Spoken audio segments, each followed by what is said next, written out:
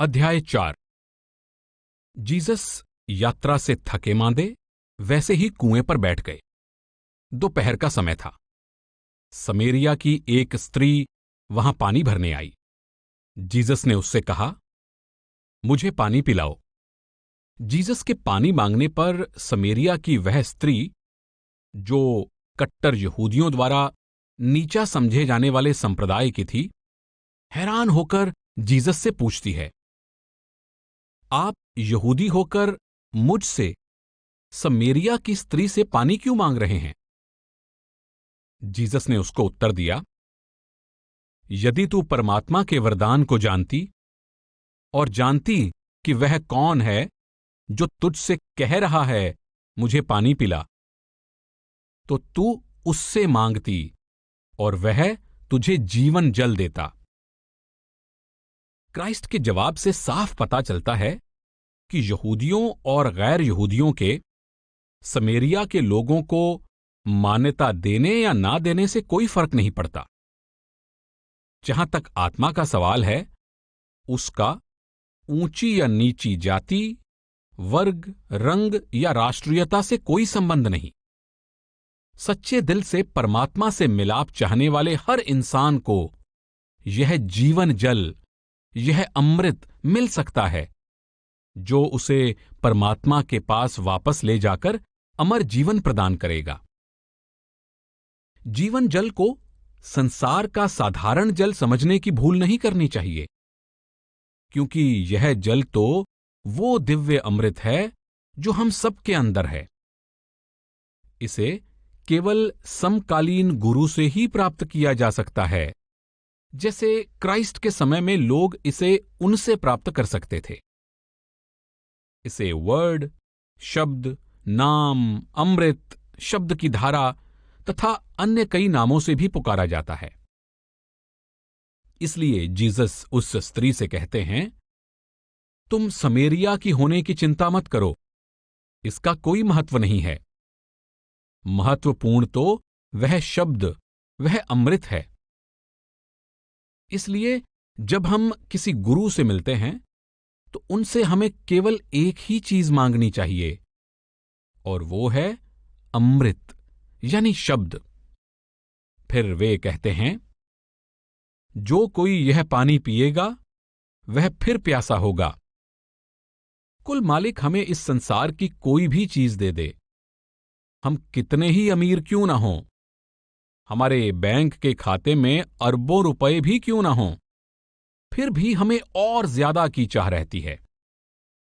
हम कभी संतुष्ट नहीं होते, हम कभी खुश नहीं होते। हमें हमेशा ज्यादा और भी ज्यादा की चाह रहती है। जितना ज्यादा हमारे पास होता है, उतने ही ज्यादा की हमें जरूरत होती है और उतने ही ज्यादा की हमें इच्छा होती है। राजा को और राज्य चाहिए, धनी को और अधिक धन चाहिए। इस संसार में कुल मालिक हमें कितना ही सम्मान दे दे, हम कभी खुश नहीं होते। हमें हमेशा और अधिक शक्ति और भी अधिक सम्मान की लालसा रहती है। हमें कभी संतोष नहीं होता। वे सभी सुख जो हम बाहर खोजते हैं, क्षणभंगुर होते हैं। वे हमें स्थायी शांति नहीं दे सकते, क्योंकि हर खुशी की तह में उसके खोने का डर रहता है। जब तक वह डर रहता है, कोई भी कभी खुश नहीं रह सकता। अगर हमें धन मिल जाए तो उसके हाथ से निकल जाने का डर रहता है। बैंक फेल हो सकता है, मित्र धोखा दे सकते हैं या डाकू हमें लूट सकते हैं। ऐसा डर हमेशा ही बना रहता है। शादी करके हम खुश होते हैं, लेकिन तब यह डर रहता है कि पत्नी कहीं हमारा साथ ना छोड़ दे, हमारे प्रति बेवफा ना हो जाए या मर ना जाए।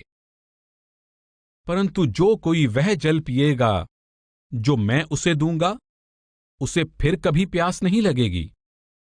वह उसके अंदर जल स्रोत बन जाएगा जो अनंत जीवन में फूट पड़ता है। क्राइस्ट कहते हैं, अगर तुम मेरी शिक्षा का पालन करोगे और उस जल को चखोगे जो मैं तुम्हें दूंगा, यानी उस अमृत को पियोगे जिसे तुम्हारे अपने अंदर से पाने में मैं तुम्हारी सहायता करूंगा, तो तुम कभी प्यासे नहीं होगे। तब तुम्हें संसार की किसी वस्तु की इच्छा नहीं रहेगी। तुम्हारी केवल एक ही इच्छा रह जाएगी, वापस जाकर परमपिता में विलीन हो जाने की। तब तुम सबसे अधिक संतुष्ट व्यक्ति होगे। तुम शहंशाहों के शहंशाह होगे। वह उसके अंदर जल स्रोत बन जाएगा जो अनंत जीवन में फूट पड़ता है। वे कहते हैं, मैं तुम्हें अपने पास से कुछ नहीं दूंगा। कुल मालिक ने वह जल, वह शब्द, वह अमृत, वह जीवनदायी जल पहले ही हम सबके अंदर रखा है, और वह जल अनंत जीवन में फूट पड़ता है। फूट पड़ता है का अर्थ है कि लगातार बहता रहता है, कभी खत्म नहीं होता। क्राइस्ट कहते हैं, आंखों के केंद्र पर वह जीवन जल, वह अमृत, उस जल स्रोत की तरह जो कभी नहीं सूखता, निरंतर बह रहा है, परंतु हमारा प्याला ही उल्टा पड़ा है। अगर प्याला उल्टा रखा हो तो चाहे कितनी ही बारिश क्यों ना हो जाए, उसमें पानी की एक बूंद भी नहीं गिर सकती। जब हम उसे सीधा कर देते हैं, वह बारिश के पानी से भर जाता है। क्राइस्ट कहते हैं कि इसी तरह वह अमृत हम सबकी आंखों के केंद्र पर है, लेकिन हमारा प्याला उल्टा पड़ा है। आत्मा ने मन का साथ ले रखा है और मन का झुकाव नीचे इंद्रियों की तरफ है। वह अमृत आंखों के केंद्र पर एक झरने की तरह बह रहा है, लेकिन जब तक हम अपने मन का प्याला सीधा नहीं करते, हमें उसका कोई फायदा नहीं। संत महात्मा जब हमें मुक्ति के मार्ग पर लाते हैं, तब वे हमें अपनी चेतना को समेटकर आंखों के केंद्र पर लाने की युक्ति बताते हैं, ताकि हमारा प्याला सीधा हो जाए। फिर हमारा प्याला लगातार बह रहे उस जीवन जल से, जो हम में से हर एक के अंदर है, भर जाता है, और वह जल अनंत जीवन का रूप ले लेता है। अपने अंदर के उस अमृत को पीने से हमें अमर जीवन मिल जाता है। हमारी इच्छाएं, हमारे कर्म, हमारे लगाव इस समय हमें वापस इस सृष्टि में खींच रहे हैं। जब संसार से हमारा कोई लगाव नहीं रह जाता और हम अपने पूर्व जन्मों के सभी पापों को धो डालने में सफल हो जाते हैं, तब कोई भी हमें सृष्टि में वापस नहीं ला सकता। ये तभी संभव है अगर हम अपने अंदर के उस अमृत को पिएं। जब तक मन को संसार के सुखों से अधिक अच्छा कोई सुख नहीं मिलता, तब तक ये कभी संतुष्ट नहीं होता। वह अमृत इतना मधुर है, इतने सुख और आनंद से भरा हुआ है कि एक बार इसे चखने के बाद हमें जिस खुशी और आनंद का अनुभव होता है, वो हमारी कल्पना के किसी भी सांसारिक सुख और आनंद से कहीं बढ़कर है। इसे पीकर हम उस दाता में, सृष्टिकर्ता में विलीन हो जाते हैं। जब हमें दाता मिल जाता है, तो हमें संसार के उपहारों की इच्छा नहीं रहती। हम इस संसार के ना रहकर इसके रचयिता के हो जाते हैं। तब उस स्त्री ने क्राइस्ट से कहा, हमारे पूर्वजों ने इसी पहाड़ पर आराधना की, और आप लोग कहते हैं कि जिस जगह आराधना करनी चाहिए वह जेरूसलम है। वो कहती है, हमारे पूर्वजों का हमेशा से विश्वास रहा है कि जिस पर्वत पर मोजिस ने अपने अंदर परमपिता का दर्शन किया था, उस पर्वत पर जाने से शायद उन्हें भी परमपिता का दर्शन हो जाए। लेकिन क्राइस्ट क्योंकि जेरूसलम से आए थे, इसलिए उस स्त्री ने समझा कि वे लोगों को यरूशलेम जाकर परमात्मा की भक्ति करने को कह रहे हैं। इसलिए क्राइस्ट उसे समझाते हैं, हे स्त्री, मेरी बात का विश्वास कर कि वह समय आ रहा है जब तुम लोग न तो इस पहाड़ पर परमपिता की आराधना करोगे और न यरूशलेम में। वे जानते थे कि इस स्त्री को बपतिस्मा मिलेगा। वे कहते हैं, तुम्हें यह कहकर गुमराह कर दिया गया था कि परमपिता को पहाड़ पर या यरूशलेम में ढूंढने की कोशिश करो। परमपिता न तो यरूशलेम में छिपा बैठा है और न ही पहाड़ में, वो तुम्हारे अंदर है। और अब समय आ गया है जब तुम्हें उसकी भक्ति करने की युक्ति का ज्ञान होगा, क्योंकि तुम मेरे पास आ गई हो। अब तुम मेरे उपदेश का पालन करोगी और मैं तुम्हें बपतिस्मा दूंगा। तुम जिसे नहीं जानते उसकी आराधना करते हो, हम जिसे जानते हैं उसकी आराधना करते हैं। वे कहते हैं, लोग सोचते हैं कि वे परमपिता की भक्ति करते हैं, लेकिन वे परमपिता को जानते ही नहीं। परमपिता को जाने बिना वे उसकी भक्ति कैसे कर सकते हैं? उससे प्यार कैसे कर सकते हैं? उन्होंने अपने मन में परमपिता के बारे में एक धारणा बना रखी है और वे उसी में खुश हैं। लेकिन अब समय आ गया है जब तुम जान जाओगे कि परमपिता की भक्ति कैसे करनी है और परमात्मा की भक्ति क्या है। लेकिन वह समय आ रहा है, वरन अब भी है, जब सच्चे भक्त शब्द के रूप में परमपिता की सच्ची आराधना करेंगे, क्योंकि परमपिता अपने लिए ऐसे ही आराधना करने वालों को ढूंढता है। वे कहते हैं, सच्चा भक्त हमेशा परमपिता के शब्द स्वरूप की भक्ति करता है। अगर तुम शब्द के माध्यम से परमपिता की भक्ति नहीं करते तो तुम उसकी भक्ति कर ही नहीं रहे हो। तुमने परमपिता के बारे में मन में जो धारणा बनाई है उसी को लेकर तुम जी रहे हो, और ये धारणा तुम्हें अज्ञानता के अंधकार के सिवाय और कहीं नहीं पहुंचा सकती,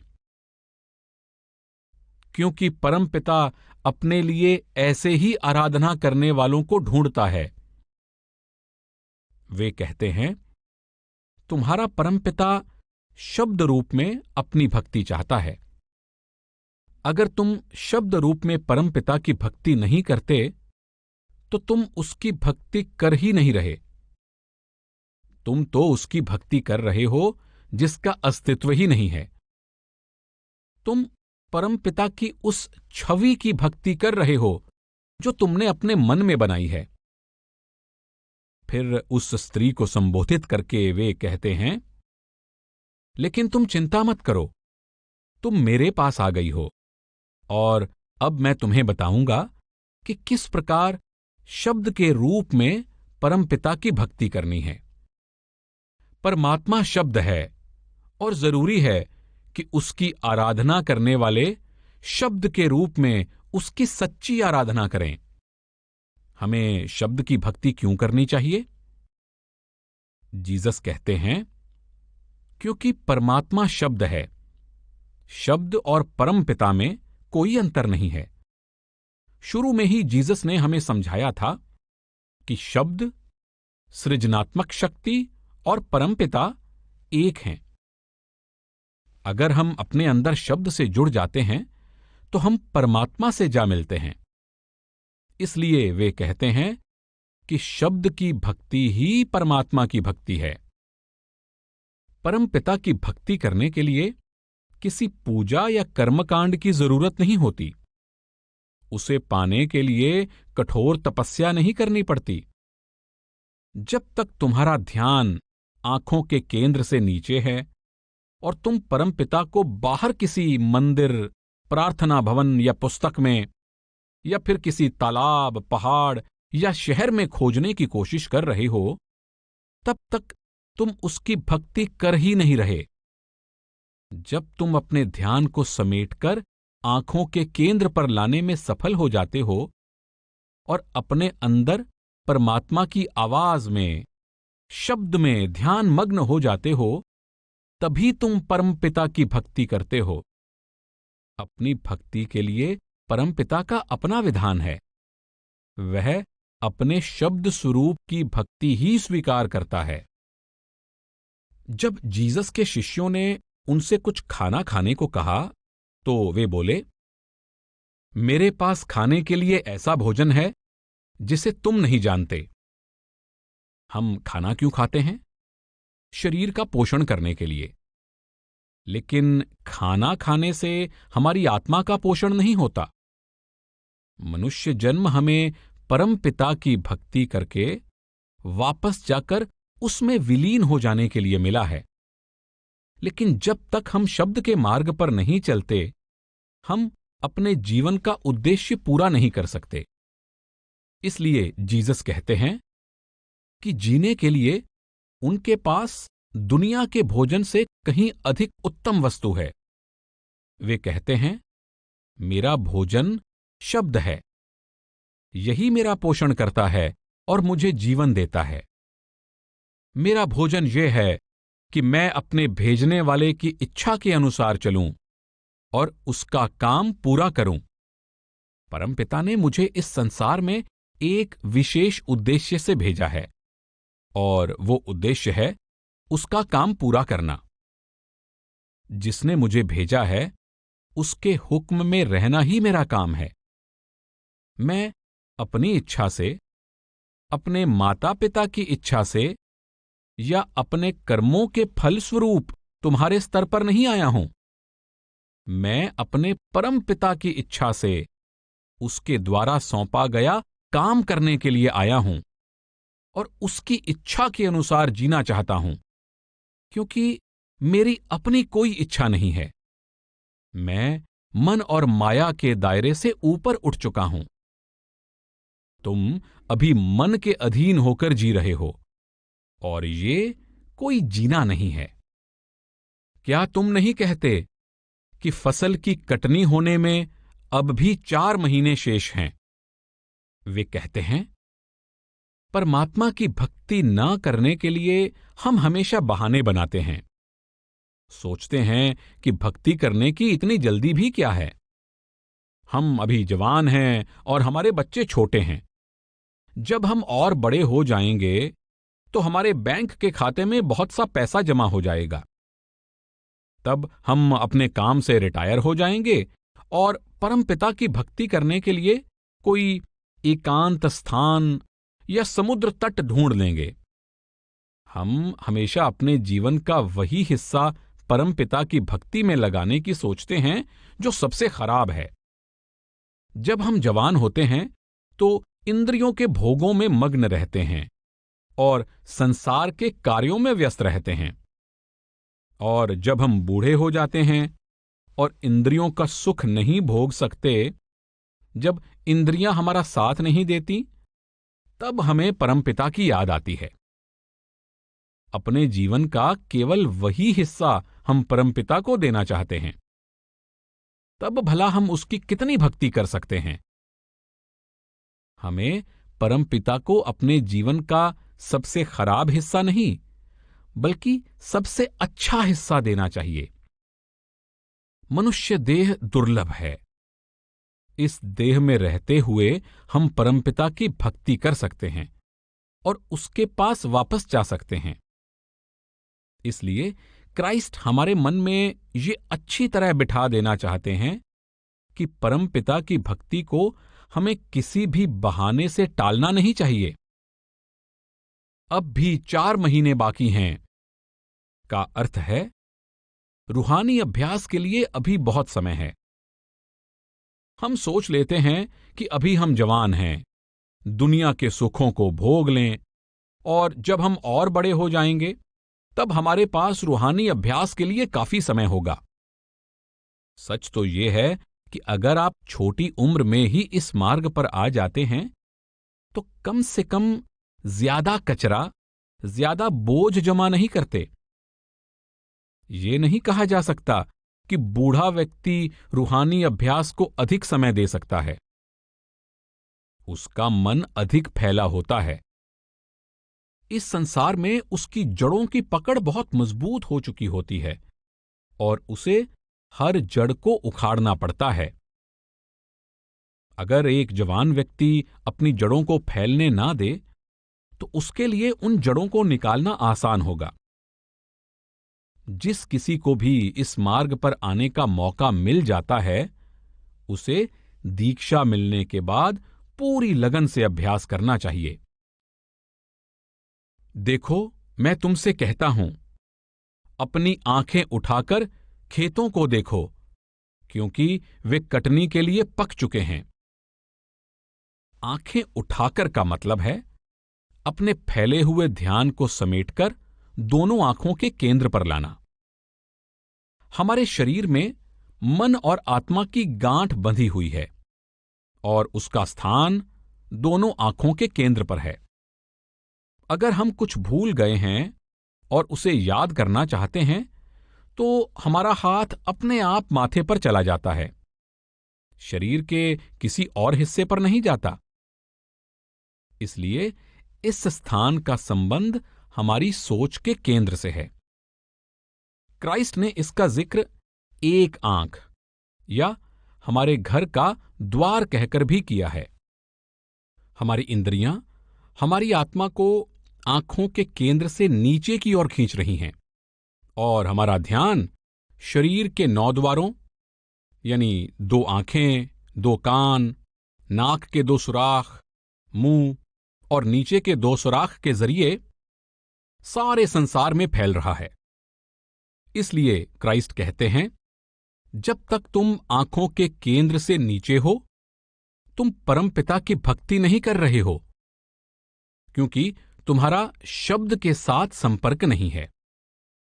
अगर तुम मनुष्य देह का पूरा लाभ उठाना चाहते हो तो अपनी आंखें उठाओ, अर्थात अपने ध्यान को आंखों के केंद्र पर एकाग्र करो।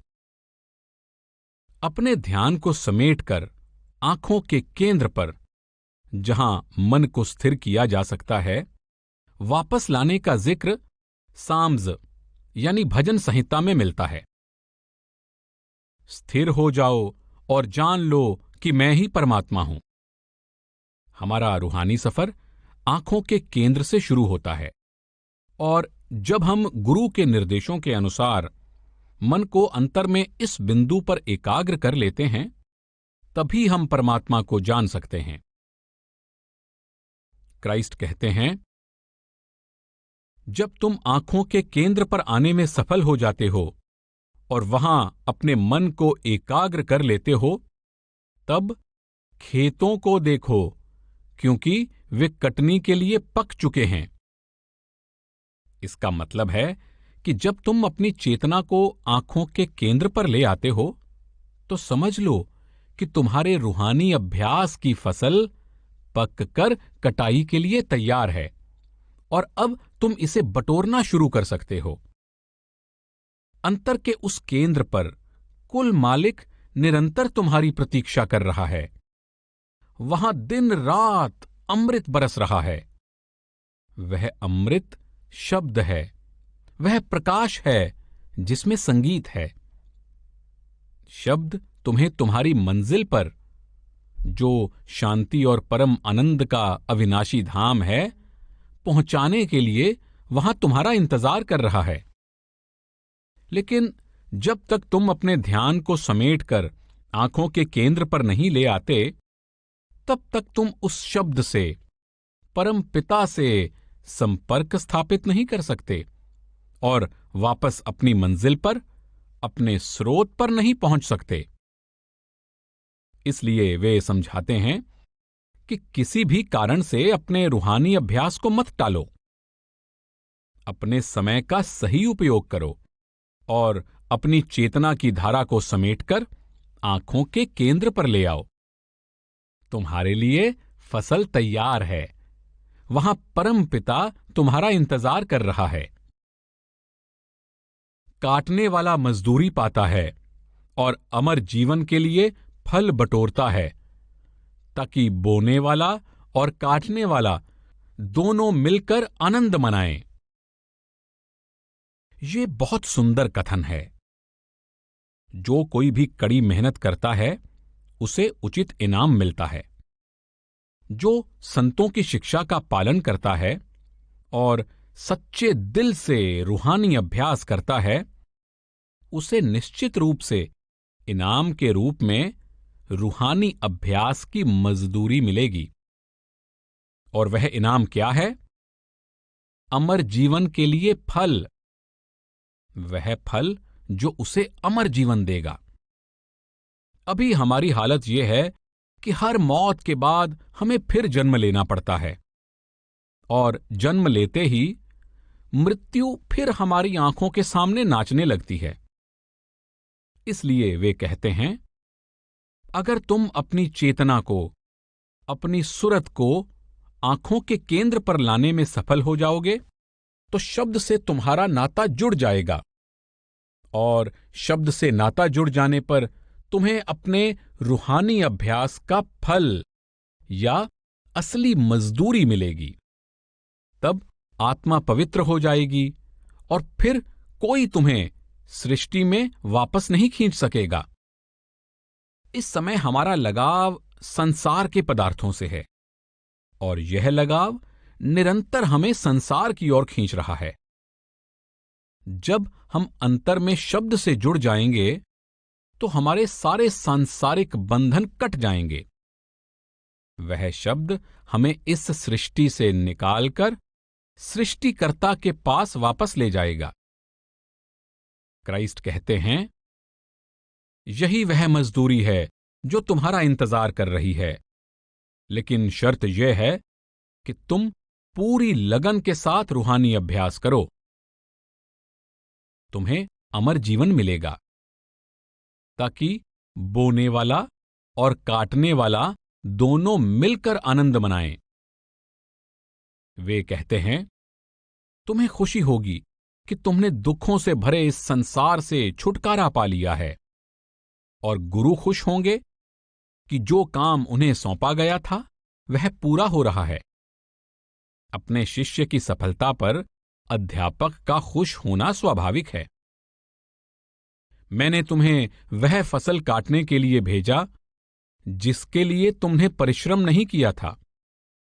दूसरों ने परिश्रम किया और तुम उनके परिश्रम के फल में भागीदार हुए। क्राइस्ट कहते हैं, परमपिता की खोज में लोग बहुत मेहनत करते हैं। वे ऊंचे पहाड़ों पर जाते हैं, परिवार से दूर, दुनिया से दूर मठों में रहते हैं। इतनी मेहनत करने के बावजूद उन्हें कुछ नहीं मिलता, क्योंकि उन्हें पता ही नहीं कि वे किसकी भक्ति कर रहे हैं। तुम्हें पता है कि तुम्हें किसकी भक्ति करनी है। तुम्हें परमपिता की भक्ति करने की युक्ति का ज्ञान है। यह ज्ञान तुम्हें मैंने दिया है। इसे पाने के लिए तुमने खुद मेहनत नहीं की है। यह मत सोचो कि तुमने मुझे खोजा और पाया है। सच तो यह है कि परमपिता ने तुम्हें मेरी ओर खींचा है। अगर ऐसा ना होता तो तुम मेरे बारे में कभी कुछ भी ना जान पाते। प्रश्न और उत्तर। तन, मन और धन सौंपना। प्रश्न। महाराज जी, तन, मन और धन गुरु को सौंपना असंभव सा लगता है। ऐसे कौन से हालात हो सकते हैं जिनमें शिष्य ऐसा कर सके? भाई, वास्तव में गुरु अपने शिष्य से एक पाई भी नहीं लेते, और अगर लेते हैं तो वे गुरु नहीं हैं। तन, मन और धन गुरु को सौंपने का अर्थ ऐसी सोच रखना है कि जो कुछ भी है सब गुरु का है। इस दुनिया में मेरा कुछ भी नहीं है। मैं तो केवल एक कठपुतली हूं। मैं वही करता हूं जो गुरु मुझसे इस दुनिया में करवाना चाहते हैं। ये धन उन्हीं का है। जैसे एक एजेंट अपने मालिक की इच्छा के अनुसार धन खर्च करता है, वैसे ही आपको भी उसी चीज पर खर्च करना चाहिए जिस पर गुरु चाहते हैं कि आप खर्च करें। एजेंट अपने मालिक की ओर से ही बिल का भुगतान करता है। इसलिए जो धन आपने कमाया है उसे अपना मत समझें। यह सोचें कि यह गुरु ने आपको दिया है और आप उसे उनके नाम से खर्च कर रहे हैं। इस तरह आपका इससे लगाव नहीं रहेगा। धन को उनका समझकर उसका इस्तेमाल करें। अपना मन गुरु को सौंपने का मतलब है अपने मन को नामदान के समय दिए गए आदेशों के दायरे में रखना, उन उसूलों के साथ समझौता ना करना। इस तरह अपने ध्यान को फैलने से रोकना ही अपना मन गुरु को सौंपना है। अपना तन गुरु को सौंपने का मतलब है तन से सेवा करना। आप जानते हैं कि हमारा मन शरीर के अहंकार से भरा है। इसलिए अगर हम सृष्टिकर्ता की इस रचना की सेवा करेंगे तो मन में नम्रता आएगी। ये सोचें कि यह शरीर आपका नहीं है। जब आप इसे अपना मानते हैं तो आप चाहते हैं कि लोग आपकी तारीफ करें, इज्जत करें, महिमा करें। इस तरह आप में अहंकार आ जाता है। विनम्र भाव से सोचें कि यह तन आपका नहीं, परमपिता का है। हमें इसे अपना नहीं, उसका समझकर इससे काम लेना चाहिए। आप इसे गुरु की चीज समझेंगे तो आप इससे कोई भी बुरा काम नहीं करेंगे। इसलिए उसके भक्तों की सेवा करें, उसकी रचना की सेवा करें। यही है गुरु की अमानत समझकर शरीर से काम लेना। गुरु को ना तो हमारे शरीर की जरूरत है, ना हमारे मन की और ना ही हमारे धन की। यह दृष्टिकोण रखना हमारी रूहानी तरक्की के लिए जरूरी है। प्रश्न: महाराज जी, क्या हमें ऐसी आदत डालने की कोशिश करनी चाहिए या आत्मा की कुछ तरक्की होने के बाद ही कोई ऐसा कर सकता है? मैं समझता हूं कि असल में इसके लिए आत्मा की उन्नति, रूहानी अनुभव जरूरी है। जब तक हम रूहानी तरक्की नहीं करते, केवल ऐसा करने की सोचते हैं, तब तक हम ऐसा कर नहीं सकते। ये भावना पैदा करने के लिए रूहानी तरक्की और रूहानी अनुभव जरूरी हैं। केवल सोचने या इन बातों का विश्लेषण करने से समस्या का हल नहीं निकलता। शब्द रूप में परमात्मा की भक्ति। प्रश्न: महाराज जी, हमारी पश्चिमी विचारधारा से बाहर रहने वाले लोगों के बारे में, जिन्हें हम प्राचीन जनजातियां या कबीले कहते हैं, हमें कभी कभी काफी जानकारी मिल जाती है। हमें लगता है कि उन्हें परमात्मा के अस्तित्व का कुछ धुंधला सा एहसास है, भले ही वे सूर्य की या किसी मूर्ति की पूजा करते हों। वे ऐसा शायद इसलिए करते हैं कि वे इससे ज्यादा कुछ नहीं जानते। इससे क्या वे परमात्मा के प्रत्यक्ष अनुभव के अधिक निकट हो जाते हैं? प्राचीन जनजातियों के बारे में हम कुछ भी कहें, लेकिन सभ्य लोग उनकी तुलना में परमात्मा से कहीं अधिक दूर हैं। हम उन पर तरस क्यों करें? हमें तो सभ्य लोगों पर तरस करना चाहिए, जो बुद्धि और योग्यता होते हुए भी ये नहीं समझते कि वे परमात्मा से कितनी दूर हैं। प्रश्न: महाराज जी, वे लोग सूर्य को परमात्मा का प्रतीक मानकर उसकी भक्ति करते हैं और सूर्य रचना का हिस्सा है, तो क्या सूर्य की भक्ति परमात्मा की भक्ति है? यह बात मेरी समझ में नहीं आती। क्राइस्ट ने अभी समझाया है कि अगर तुम परमात्मा की शब्द रूप में भक्ति नहीं करते तो तुम उसकी भक्ति करते ही नहीं। यदि तुम शब्द या नाम से अपने आप को नहीं जोड़ते तो परमात्मा की भक्ति होती ही नहीं। वे कहते हैं, अब तुम मेरे पास आ गए हो, इसलिए अब तुम परमात्मा की भक्ति करना सीख जाओगे। परमात्मा की भक्ति करना उसकी शब्द रूप में भक्ति करना है। इसलिए तुम कुछ भी कर लो, अगर तुम अपने अंदर नाम या शब्द से नहीं जुड़ते तो तुम परमपिता की भक्ति करते ही नहीं। तुम्हारा संबंध किसी प्राचीन जनजाति से है या किसी सभ्य देश से, इससे कुछ फर्क नहीं पड़ता।